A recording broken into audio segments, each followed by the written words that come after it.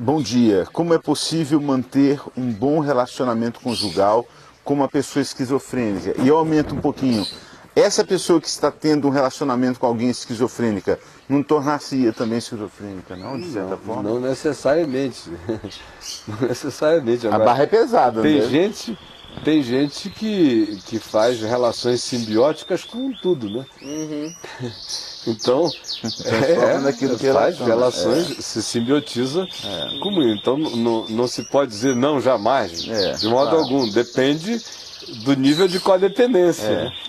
Você vê famílias que às vezes tem um cara, um drogado, um dependente químico na família grave, e que você vê que aquilo altera a dinâmica familiar inteira. Fica a família inteira drogada do dependente químico. A droga deles é o dependente químico. Altera a família inteira, eles quase se simbiotizam. Não no sentido de tomar a droga, mas de se comportarem como quem não toma a droga, para serem o contrapeso comportamental desse outro indivíduo. Aí a família se polariza no outro extremo e o empurra cada vez mais para o outro extremo. Então eles se drogam com a antidroga dele. E tem mil outras facetas dessas codependências. Se isso acontece com um dependente químico, imagina com um marido esquizofrênico, uma mulher esquizofrênica, se do lado houver alguém com uma propensão culposa ou com uma necessidade de solidariedade culposa. Porque tem gente que só sabe se solidarizar pela culpa que se identifica morbidamente com o estado do outro. Aí ele tem que virar o outro para ser solidário com ele, não sabe manifestar amor sem identificação que adoece junto. Aí já é um outro quesito, é uma outra história. Agora, como se relacionar?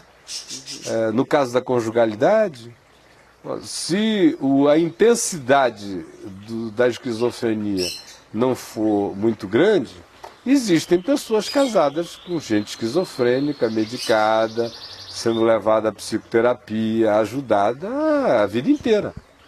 A vida inteira. Agora, existem alguns casos em que a intensidade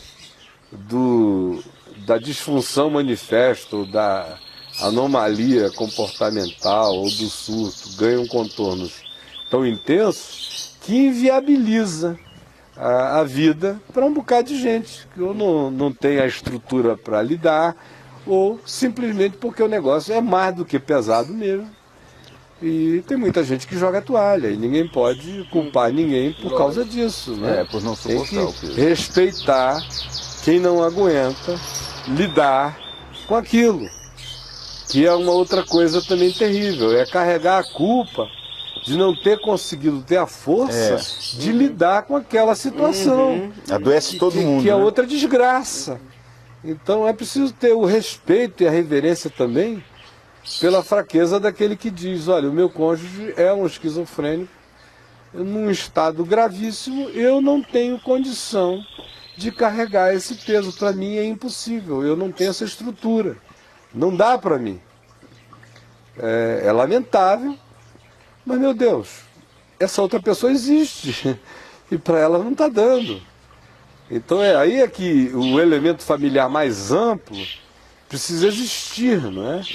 Ou também é nessa hora em que, não havendo o elemento familiar mais amplo, a família extensiva, os vínculos parentais extensivos, para além da conjugalidade imediata, nesse caso é que um Estado mais moderno tenha o seu significado maior, porque, por exemplo, na Europa, uma situação dessa, se o cara não tem, o cônjuge não pode, ele não tem filhos e não tem família extensiva com possibilidade de cuidar, o Estado exerce uma função parental nesse sentido muito mais adequada, por exemplo, no ambiente europeu.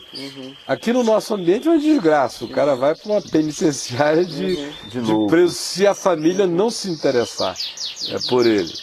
Mas, havendo uma família extensiva, ainda que ele tenha que no início ser colocado numa clínica para ser ajudado no surto e sendo trazido devagar para dentro do ambiente familiar, mas é a hora da moçada toda entrar em ação, né?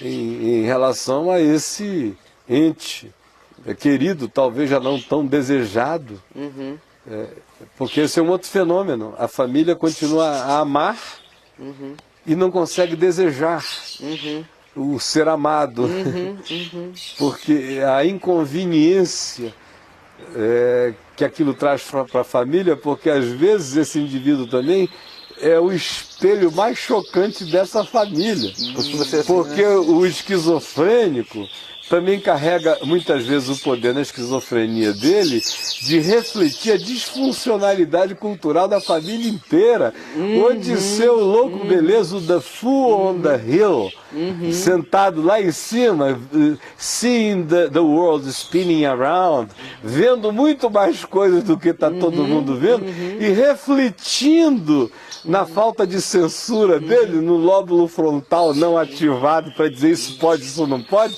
ele é só amígdala pulsante, dizendo tudo que ninguém diz. Aí os caras amam esse cara, querendo tê-lo à distância, porque o convívio com ele é de uma autopercepção, de um desconforto horroroso para essa família.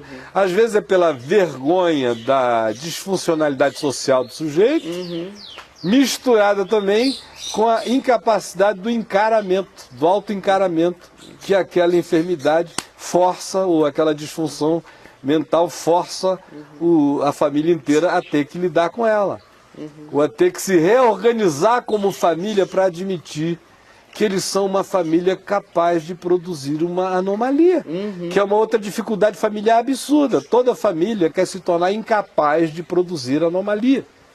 E se é família de crente, ainda tem uma coisa pior ainda.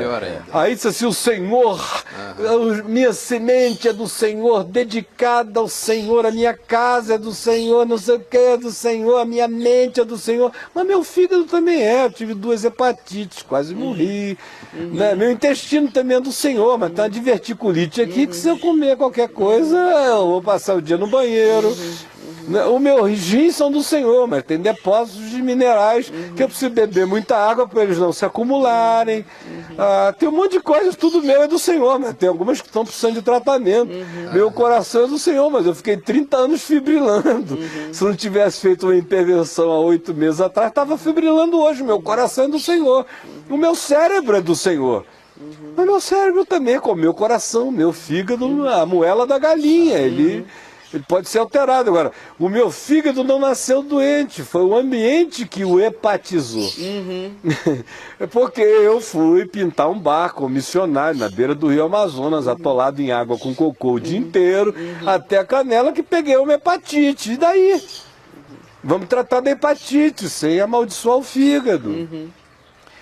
As coisas entram por vias diferentes, mas no ambiente cristão... É uma dificuldade. Não pode. Até hoje, a gente no século XXI, quase 2010, uma loucura. Todo dia, se eu abrir ali, tem pelo menos 2, 3 cartas de alguém querendo saber se interrompe ou não interrompe um tratamento.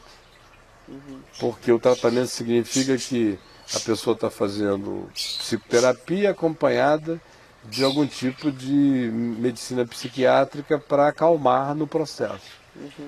Aí o cara quer imediatamente parar com tudo. Porque não faltam igrejas nas quais o indivíduo vai, visite, em que isso tudo seja tratado como encosto e diabo. Sempre encosto, sempre diabo. Estribuchou e não deu explicação para o estribucho, já é acompanhado de sai demônio em nome de Jesus. Aí, conclusão, um cara que já está nesse estado, vai para o ambiente da igreja, desenvolve aquilo que segunda-feira passada a gente conversou, o psiquismo demoníaco.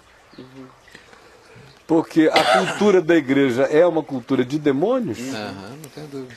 de sobrenaturalidades negativas mais do que positivas, porque quando Jesus está ali, até a invocação do nome de Jesus é negativa. Jesus, nós te invocamos para nos defender. Do diabo, do azar, do não sei o quê. Então, até a invocação do nome de Jesus, hoje em dia, nos grupos cristãos, é uma invocação utilitária e defensiva. vem nos dar cobertura, não é eu te amo, é eu preciso do teu poder contra os outros poderes. É uma guerra, é uma espiritualidade de guerra e de conflito.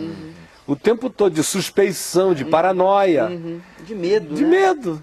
Então, quando junta a fome com a vontade de comer, quando já chega o cara com essa propensão psicológica, às vezes já com uma expansão disso somatizada no cérebro, já em extensão de deterioração de algum modo. E ainda tem um ambiente cultural familiar e agregado a ele o pânico que a igreja gera, ou o diagnóstico absoluto da igreja sobre qualquer estribuchamento ou disfunção humana que é associar ao diabo, o cara, meu Deus, além do que já tem, fica carregado da legião da interpretação psíquica de possessão da igreja e desenvolve aquele psiquismo demoníaco, onde na esquizofrenia dele o tema religioso fica sendo o tema prevalente e recorrente, o mais poderoso. Aí vem tudo aquilo com relação a pecado contra o Espírito Santo. Toda vez que eu me ajoelho, eu sinto Jesus enfiando o pênis no meu ânus, ou senti vontade de comer a Virgem Maria, aí o cara vai se sentindo depravado dos depravados, aí o negócio cresce muito mais, aí ele vai lá e repreende tudo em nome de Jesus. Tá uma obsessão, né? Aí só piora, né? Só piora. Vai adoecendo cada vez mais, né?